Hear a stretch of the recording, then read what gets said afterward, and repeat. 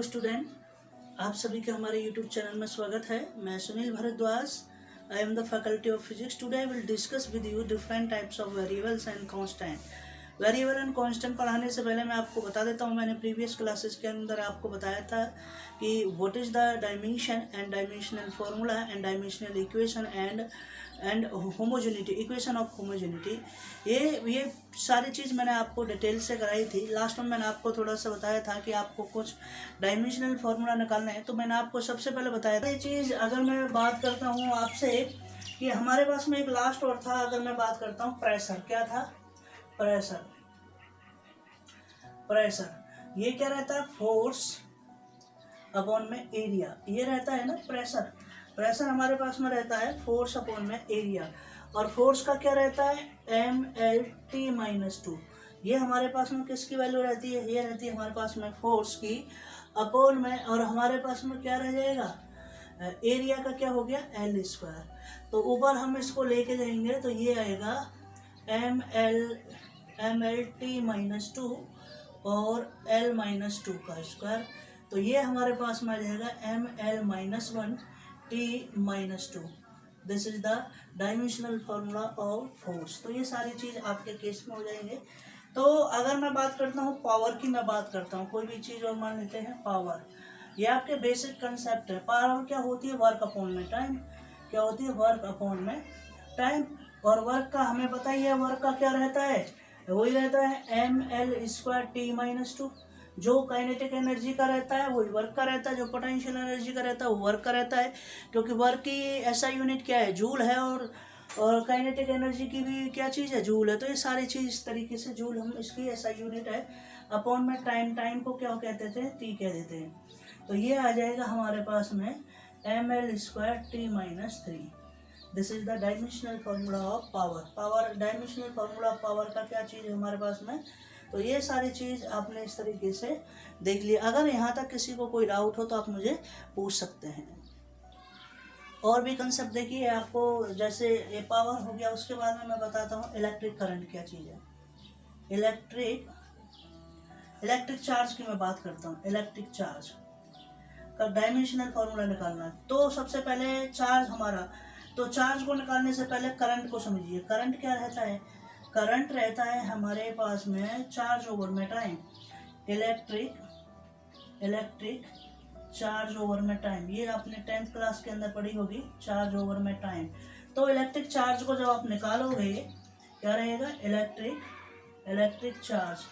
तो चार्ज किसके बराबर आ जाएगा? Time into current. क्या आ जाएगा? Time into current. अब आपको पता है जो हमारे पास में है टाइम, अगर करंट को किस में मेजर करते हैं? ए और टी, और हमारे पास में टाइम क्या रहता है? AT। तो इसका डायमेंशनल फार्मूला है इलेक्ट्रिक चार्ज का AT। क्या रहेगा? AT। तो अब हमें इस तरीके से हमने इसका फार्मूला निकाल दिया। क्या रहेगा? इसका AT रहेगा। और इसको हम किस तरीके से लिख सकते हैं? तो डायमेंशनल फार्मूला इसका लिख सकते हैं, क्योंकि M0L0TA, इस तरीके से हम इसको लिख सकते हैं। तो AT आ जाएगा या TA हमारे पास में। तो MLT की फॉर्म में लिखते हैं, तो इस तरीके से हमारे पास में ये कंसेप्ट आ जाएगा। और देखिए ये इम्पोर्टेंट है, ये सारी चीज़ आपको निकालने आने चाहिए, और निकालने से पहले आपको बेसिक कंसेप्ट जरूर आने चाहिए कि कौन सा क्या फॉर्मूला है। अगर मैं इलेक्ट्रिक पोटेंशियल की मैं बात करता हूँ, इलेक्ट्रिक पोटेंशियल की मैं बात करता हूँ, रिप्रेजेंटेड V। तो V हमारे पास में रहता है वर्क अपॉन में क्या रहेगा? हमारे पास में चार्ज। क्या रहेगा? चार्ज। क्यों? तो ये मैंने इस तरीके से लिख दीजिए, वर्क अपॉन में चार्ज। वर्क का क्या रहता है? वर्क का समय पता है, ML²T-2 हमारे पास में वर्क का होगा, और चार्ज का क्या होता है? AT रहता है। तो आप जब इसका डायमेंशनल फार्मूला लगाओगे ML²T-2, ये आ गया, और हमारे पास में A इनवर्स T इनवर्स। तो आपने इसको क्या कह दिया? ML कितना हो गया? ये देखिए -2 -1 -3 A इनवर्स। ये किसका डायमेंशनल फार्मूला है? Dimensional formula of electric potential. किसका? Dimensional formula of electric potential. Next case में अगर मैं बात करता हूँ रेजिस्टेंस की, मैं बात करता हूँ डायमेंशनल फार्मूला ऑफ रेजिस्टेंस। किसकी मैं बात करता हूँ? रेजिस्टेंस की मैं बात करता हूँ, आर। तो रेजिस्टेंस को निकालने से पहले फार्मूला बताइए अकॉर्डिंग टू ओम्स लॉ। बताइए ना ओम्स लॉ क्या होता है, पढ़ाएंगे हम आगे आके। V equal to I R और R इक्वल टू क्या? पोटेंशियल अपॉन में करंट। करंट हमारे पास में रहेगा पोटेंशियल अपॉन में करंट। और पोटेंशियल की अभी आपने निकाली है इलेक्ट्रिक पोटेंशियल, आपके पास में क्या रहती है? ml² t-3 A inverse. ठीक है। और करंट को क्या रहता है हमारे पास में? A रहता है, A। तो ये हमारे पास में इस तरीके से, और आप इसको क्या लिख दोगे? ml² t-3 A inverse square. This is the dimensional formula of किसका? रेजिस्टेंस। तो ये सारे एक दूसरे से क्या है? रिलेटेड हैं, किसको क्या करना है। और देखिए मैं और आपको प्रैक्टिस कराता हूँ। ये सारी चीज़ प्रैक्टिस के ऊपर बात है, क्योंकि ज़्यादातर कंपटीशन एग्जाम के अंदर इस तरीके से आपसे वो पूछे जाते हैं कि हमारे पास में क्या चीज़ है। उसके बाद में मैं अगर बात कराता हूँ आपसे कि हमारे पास में, जैसे आपने 12th स्टैंडर्ड के अंदर पढ़ा होगा कि कूलम्स लॉ क्या होता है। कूलम्स लॉ के अंदर आपके पास में परमिटिविटी ऑफ फ्री स्पेस रहती है। ठीक है। तो मैं बात करता हूँ डायमेंशनल फॉर्मूला ऑफ, तो परमिटिविटी ऑफ फ्री स्पेस की अगर मैं बात करता हूँ, permittivity of free space epsilon not. तो अगर मैं इस चीज़ को निकालता हूँ, मैं इसका डायमेंशनल फॉर्मूला निकालता हूँ, तो F equal to 1/4 pi epsilon naught रहता है। क्या रहता है? F/एप्सिलॉन नॉट। तो आपने देखा परमिटिविटी ऑफ फ्री स्पेस की अगर मैं बात करता हूँ, तो कूलम्स लॉ होता है। क्या होता है? कूलम्स लॉ होता है। कूलम्स लॉ क्या कहता है? The force of attraction and repulsion between two stationary point charge is directly proportional to the magnitude of their the product of their magnitude of their charges and inversely proportional to square of distance between them। तो generally जो Coulomb's law होता है मैं आपको बता देता हूँ। Coulomb's law, this is the important law. तो कूलम्स लॉ कहता है the force of attraction directly proportional to क्या रहता है? The magnitude of the product of their magnitude of their charges and this is inversely proportional to 1/r²। Inversely proportional का मतलब है the distance between the stationary 2 point charges। ठीक है। r हमारे पास में इस तरीके से रहेगा, तो ये हमारे पास में 1 and 2, तो f इक्वल टू ये आप लिखोगे कंबाइनिंग इक्वेशन 1 एंड इक्वेशन 2। ये मैं फॉर्मूले को आपको बता रहा हूँ। F directly proportional to Q1 Q2 upon में क्या है? R²। प्रोपोर्शनलिटी को हटाने के लिए हमने K ले लिया, K, और क्या रहेगा? Q1 और Q2 अपॉन में R²। This is the Coulomb's law where K is proportionality constant. K की वैल्यू क्या होती है? 1/4 पाई एप्सिलॉन नॉट। मुझे एप्सिलॉन नॉट चाहिए, तो F हमारे पास में फॉर्मूला आपको याद रखना पड़ेगा 1/4 pi epsilon not Q1 Q2 upon में R²। तो एप्सिलॉन नॉट की जब मैं वैल्यू निकालूंगा तो ये आ जाएगा 1/4 पाई, ये आ गया इनटू में 1/f, और बाकी क्या आएगा? Q1 Q2 अपॉन में R²। अब निकाल दीजिए ये इसका डायमेंशनल फार्मूला जो हमने कहा 1/4 पाई का कोई लेना देना नहीं है। फोर्स का क्या होता है? फोर्स का आगे आपने देखा होगा मास इनटू में एक्सेलरेशन होता है। ठीक है। तो ये आएगा mLT-2। ये हमारा किसका आ गया? फोर्स का आ गया mLT-2। और चार्ज का हमारे पास में क्या रहता है? AT रहता है, AT और AT, क्योंकि इसका और इसका दोनों का 80 लिख दिया अपॉन में क्या आ जाएगा? L² आ जाएगा। क्या आ जाएगा? L², क्योंकि वो क्या है? रेडियस स्क्वायर, तो लेंथ है, एक तरीके से लेंथ है, तो हमारे पास में ये आ जाएगा। तो इसका डायमेंशनल फॉर्मूला क्या आ जाएगा? m को ऊपर ले गए, m-1, ये क्या है? L और L ये आ गया ना 3। तो हमारे पास में जब ये 3 हो जाएगा तो ये आ जाएगा L-3 क्योंकि यहाँ नीचे 3 है, और t हमारे पास में माइनस का ऊपर जाके प्लस का, तो t की पावर 4 और a square. This is the dimensional formula of क्या, परमिटिविटी ऑफ फ्री स्पेस। तो इस तरीके से आप इसको कैलकुलेट करोगे। ये सारी चीज़ें, जो भी चीज़ें आप प्रैक्टिस करना अपनी बुक के अंदर से, वो सारी चीज़ें आपको मिल जाएंगी कि किस तरीके से आपको वर्क करना है। चलिए मैं बात करता हूँ आपसे, अपने टॉपिक पे आते हैं। ये तो मैंने आपको कुछ एग्जाम्पल के माध्यम से आपको ये करा दिए हैं।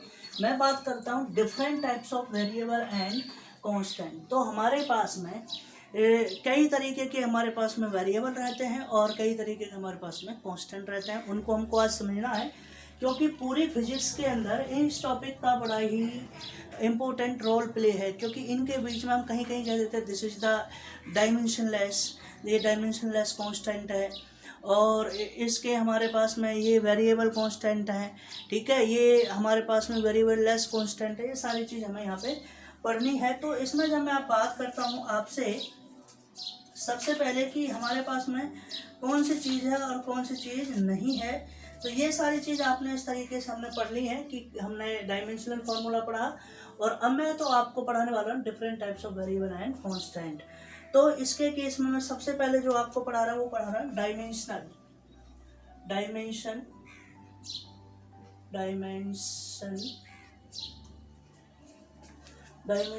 वेरिएबल। क्या चीज़ है?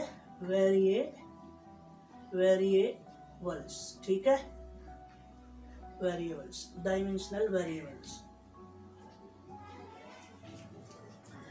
तो डायमेंशनल वेरिएबल की मैं बात करता हूँ। एक डायमेंशनल वेरिएबल होता है, डायमेंशन लेस वेरिएबल होता है, ठीक है। तो इन चीज़ों के बारे में आपको बता देता हूँ। तो इसकी डेफिनेशन में हम लिखते हैं कि हमारे पास में the physical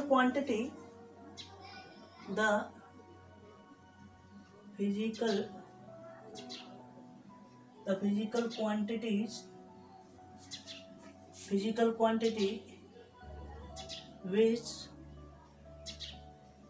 possess dimension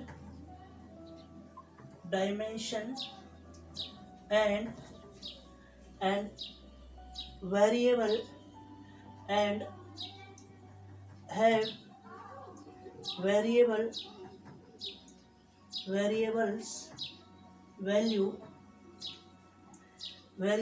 values are called dimensional variables। For example के अंदर इस तरीके के जो वेरिएबल रहेंगे वो रहेगा हमारे पास में एरिया रहेगा, वॉल्यूम रहेगा, वेलोसिटी रहेगी, area, volume, velocity, force etcetera. ये सारी चीज हमारे पास में क्या है? एटसेट्रा। ये कहता है the physical quantity which possess dimension. क्या है? विच possess dimensions and have the variable values or called, क्या होगा? Dimensional variable. सेकंड की, ये हमारे पास में सेकंड जो वेरिएबल है उसको क्या नाम है? उसका नाम है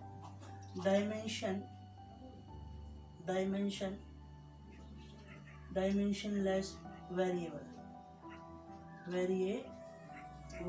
ठीक है, डायमेंशनलेस वेरिएबल्स। तो इसके अंदर अगर मैं बात करता हूँ तो ये है कि the physical quantities which have no dimension but have variable values और called क्या कहेंगे इसको? डायमेंशनलेस वेरिएबल्स, ठीक है। फॉर एग्जाम्पल की अगर मैं बात करता हूँ, हमारे पास में एंगल हो गया, इस पे specific gravity strain sine theta cos theta etcetera. तो ये सारी चीज़ हमारे पास में इस तरीके से केस आ जाता है। ये आपने देखा कि कौन सी चीज़ क्या है। अब मैं आपसे डिस्कस करता हूँ डायमेंशनल कांस्टेंट की। नेक्स्ट टॉपिक क्या है मेरे पास में, मैंने वेरिएबल पढ़ा दिए, अब कांस्टेंट की मैं बात करता हूँ। तो नेक्स्ट जो थर्ड पॉइंट है हमारे पास में वो क्या है, डायमेंशनल कांस्टेंट। डायमेंशनल कांस्टेंट, ठीक है, क्या है डायमेंशनल कांस्टेंट। इसकी मैं अगर मैं बात करता हूँ कि हमारे पास में डायमेंशनल कांस्टेंट क्या होते हैं, तो ये चीज़ आपको समझ में आ गई होगी। डायमेंशनल वेरिएबल क्या है, डायमेंशनलेस वेरिएबल क्या है, ठीक है। अब मैं डायमेंशनल कांस्टेंट और डायमेंशनलेस कांस्टेंट की मैं आपसे बात करता हूँ। तो देखिए इसके अंदर the physical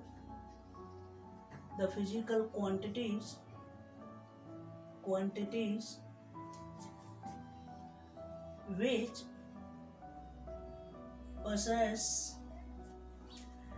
possess dimensions and have a constant values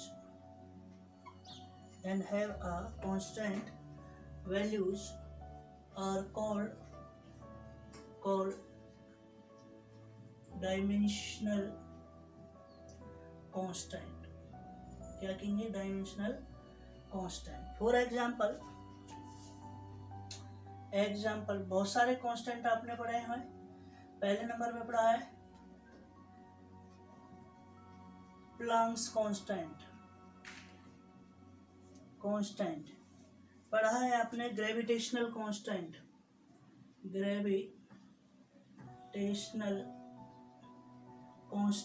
जिसको हम जी बोलते हैं। स्पीड ऑफ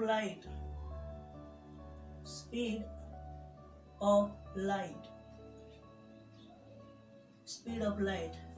तो ये सारे चीज क्या चीज है हमारे पास में, डायमेंशनल क्या है, डायमेंशनल कांस्टेंट है। नेक्स्ट मैं बात करता हूँ आपसे डायमेंशनलेस कांस्टेंट की। क्या चीज मैं बात कर रहा हूँ, डायमेंशनलेस कांस्टेंट की मैं बात करता हूँ।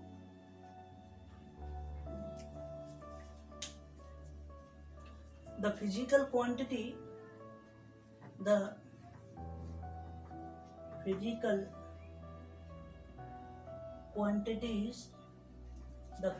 quantities which do not have dimensions but have a constant values are called dimensionless constant. इसको क्या कहेंगे, डायमेंशनलेस कांस्टेंट कहेंगे। क्या कहेंगे बेटा, डायमेंशनलेस कांस्टेंट कहेंगे। अगर मैं एग्जांपल की मैं बात कर देता हूँ, एग्जांपल हमारे पाई हो गया, ई हो गया, क्या है पाई ई। कहीं कहीं हम फिजिक्स के अंदर पाई यूज करते हैं। जैसे अभी मैंने डायमेंशनल फार्मूला निकाला था फॉर किसका, परमिटिविटी ऑफ फ्री स्पेस का, तो 1/4 पाई मैंने यूज किया था। तो वो क्या चीज़ है, 4 pi is the dimensionless constant, ठीक है। ई हमारे पास में हो जाएगा, ई प्योर नंबर्स लाइक 1 2 3। अगर ऐसी चीज़ कहीं भी आती है जैसे 1/4 पाई आ गया था, तो ये सारी चीज़ क्या चीज़ है, डायमेंशनलेस कांस्टेंट है। तो आज मैंने अभी तक आपको पढ़ाया, कुछ मैंने आपको बताया था कि क्या हमारे पास में डायमेंशनल फॉर्मूले निकाले हैं कुछ, और फिर मैंने पढ़ा है different types of variable and constant. There are two types of variables constant. Variables कौन कौन से थे? Dimensional variable and dimensionless variable. दूसरा था dimensional constant and dimensionless constant. तो ये सारी चीज़ आपको पता होना चाहिए कि क्या है, क्योंकि हम फिजिक्स यूज़ करते हैं, केमिस्ट्री यूज़ करते हैं, वहाँ पे ये कुछ कांस्टेंट होते हैं जिनकी वैल्यू बड़ी ही इम्पोर्टेंट होती है। तो ये सारी चीज़ आपने इस तरीके से आपने देखा कि अब मैं आपको नेक्स्ट टॉपिक कराता हूँ। नेक्स्ट टॉपिक के अंदर मैं आपको कुछ कन्वर्जन बताता हूँ कि आप किसी यूनिट को किस तरीके से आप कन्वर्ट करते हो, ठीक है। तो देखिए, उसको कहते हैं हम यूज ऑफ डायमेंशनल एनालिसिस। क्या कह रहा हूँ मैं उसका? ये है use of dimensional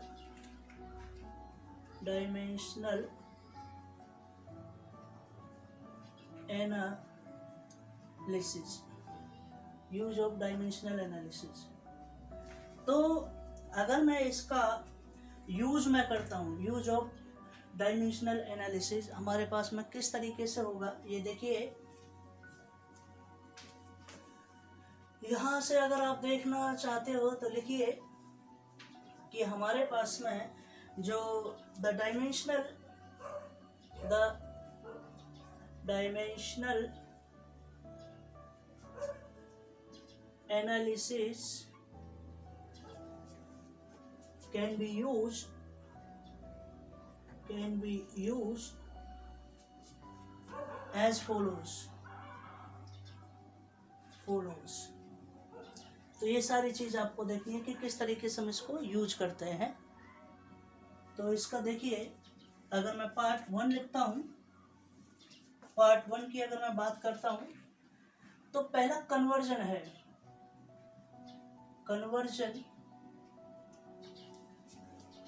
conversion of one system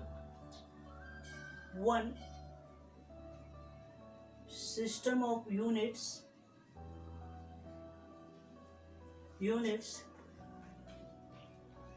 into the others। पहला केस याद रखना है इसको, conversion of one system of units into other. This is the very interesting topic, ठीक है। इन टॉपिक्स को मैं नेक्स्ट वीडियो के अंदर आपको डिटेल में बताऊंगा, बाकी मैं अभी यहाँ बता देता हूँ। सेकंड जो केस है हमारे पास में, सेकंड केस का मतलब क्या कहता है? ये कहता है checking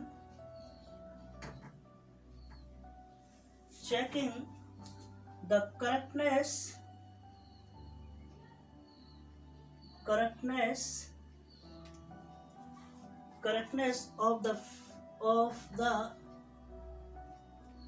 of the given physical quantities, ठीक है। Checking the correctness of the given physical quantities. अगर मैं लास्ट की मैं बात करता हूं, टू ड्राइव द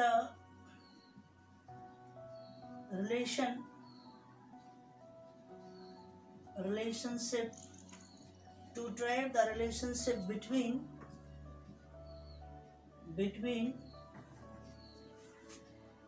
various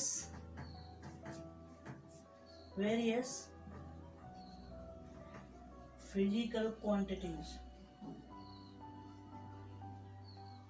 तो मेरे पास में 3 मेथड हैं जो डायमेंशनल एनालिसिस को हम करते हैं। Conversion of one system of unit into others, checking the correctness of the given physical quantities, की जो हमारे पास में दी गई फिजिकल क्वांटिटी है वो करेक्ट है या नहीं है। नेक्स्ट है to derive the relationship between various physical quantities. तो इस तरीके से हम इनको देखेंगे कि कोई भी एक रिलेशन ड्राइव करेंगे बहुत सारी फिजिकल क्वांटिटीज से जो हमारे पास में ये है। तो ये सारी चीज़ आपको आनी चाहिए। तो आपने देखा कि किस तरीके से ये मैंने आपको किए हैं, इन चीज़ों को आपको देखना है। तो कुछ मैं आपको आज की इस वीडियो में मैं आपके लिए एक होमवर्क देता हूँ, to derive the dimensional formula of following equation. तो अब होमवर्क देखिए आप घर पे प्रैक्टिस करना, ठीक है। डायमेंशनल फॉर्मूला किस किस से निकालना है, क्योंकि जब तक डायमेंशनल फॉर्मूला नहीं आएंगे इसको मैं आगे नहीं कर सकता है। इसलिए चेक के लिए है, मैं क्वेश्चन नंबर 1 डाल देता हूँ। Question number 1, to derive the dimensional formula, to derive the dimensional formula, ठीक है। तो कौन कौन से हैं आप देखिए। नंबर 1 पे अगर आप लिखना चाहता है स्ट्रेस क्या होता है, स्ट्रेस का, स्ट्रेन का,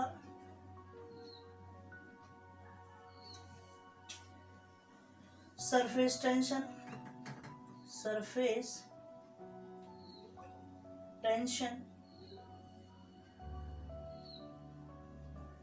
permeability of free space,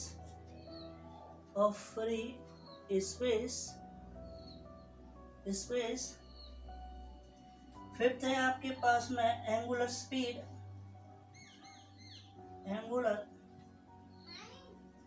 speed, six आ जाएगा हमारे पास में ग्रेविटेशनल कांस्टेंट,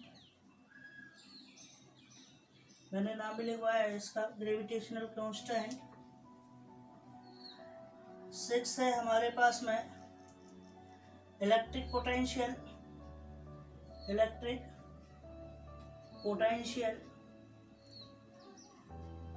8 है हमारे पास में वर्क, और अगर मैं बात करता हूं उसके बाद में हीट हो जाएगा हमारे पास में, और इस तरीके से हमारे पास में 10 दे देता हूँ, और क्या हो जाएगा, हीट हो गया एंगुलर मोमेंटम,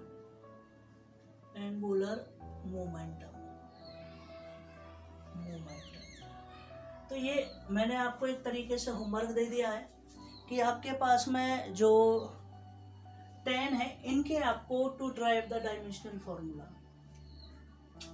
इनके आपको डायमेंशनल फॉर्मूला आपको निकालने हैं, ठीक है। तो ये सारी चीज़ आप कर लोगे, इसमें कोई आपको प्रॉब्लम तो होगी नहीं। तो आज के इस वीडियो में मैंने आपको बताया है कि डायमेंशनल फॉर्मूला कराए हैं, कुछ फॉर्मूले आपको आने चाहिए, बेसिक कंसेप्ट आपको क्लियर होने चाहिए बेटा। उसके बाद में मैंने फिर आपको बताया है कि हमारे पास में डिफरेंट टाइप्स के वेरिएबल्स होते हैं और कांस्टेंट होते हैं, उनको मैंने आपको एक्सप्लेन कर दिया क्या क्या होते हैं, उसको आपको समझना आना चाहिए। फिर उसके बाद में मैंने आपको बताया यूज ऑफ डायमेंशनल एनालिसिस। तो डायमेंशनल एनालिसिस के अंदर हमने 3 वो बताए हैं, इनको हम नेक्स्ट वीडियो के अंदर ख़त्म करते हैं, जिसमें हम आपके तीनों आर्टिकल आपके साथ में डिस्कस करेंगे जो अभी मैंने लिखवाए थे। उसके बाद में मैं आपको बताऊंगा कि लिमिटेशन ऑफ डायमेंशन। तो हमारे पास में डायमेंशन का नेक्स्ट वीडियो में आपको पूरा कंटेंट आपको मिल जाएगा, और हमारे उसके साथ में वो एक तरीके से डायमेंशन वाला पार्ट ख़त्म हो जाएगा। फिर मैं करूँगा आपसे मेजरमेंट वाली बात के। ओके, मिलते हैं अपनी नेक्स्ट वीडियो के साथ में। घर पर रहिए, सुरक्षित रहिए, and thanks to KPT academy Krishna technical Pathshala, जिसके साथ हम ये काम कर रहे हैं। ओके, मिलते हैं अपनी नेक्स्ट वीडियो के अंदर। Okay, thank you, bye bye.